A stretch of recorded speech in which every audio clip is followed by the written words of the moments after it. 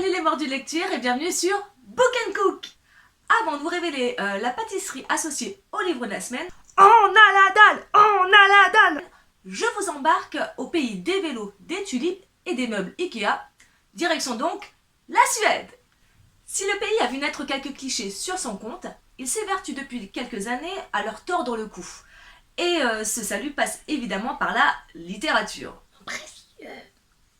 Et oui, car depuis la génialissime saga Millennium de Stieg Larsson, l'image de la Suède, comme de ses voisins d'ailleurs, revêt maintenant un côté sombre, tranchant littéralement avec l'image de la société idéale.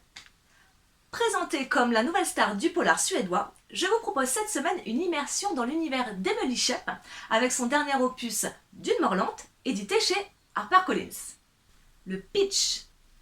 Norrköping, une ville située à environ 100 km au sud de Stockholm, voit son quotidien complètement bouleversé par une série de meurtres d'une violence rare. En effet, une mère de famille est retrouvée ligotée et les mains coupées. Ben dégoûtant. Alors que la police a déjà bien à faire avec la disparition de Danilo Peña, un dangereux criminel impliqué dans un scandale d'État, eh bien celle-ci doit à présent résoudre ce meurtre à la précision chirurgicale. Mais contre toute attente, un second puis un troisième meurtre sont relevés sans aucun lien apparent. Tandis que l'équipe policière, composée entre autres de Gunnar, Henrik et Mia, tente de démêler les fils du mystère, Jana Berzelius, la procureure, veille. Préoccupée, Jana a l'esprit tourné vers le passé à l'apparition d'un homme qu'elle connaît depuis l'enfance et qui la menace de dévoiler son plus terrible secret. À savoir que Jana a été élevée et entraînée pour tuer, rien que ça. Et cet homme n'est autre que Danilo Peña. Quoi ? Je tiens à préciser que cet élément arrive en début de roman, donc aucun divulgachage de ma part. Ouf ! La brigade résoudra-t-elle cette série de meurtres, mais surtout, Jana arrivera-t-elle à enfin tirer un trait sur ses démons ? Alors si j'adore les polars nordiques pour leur ambiance particulière, je suis désolée,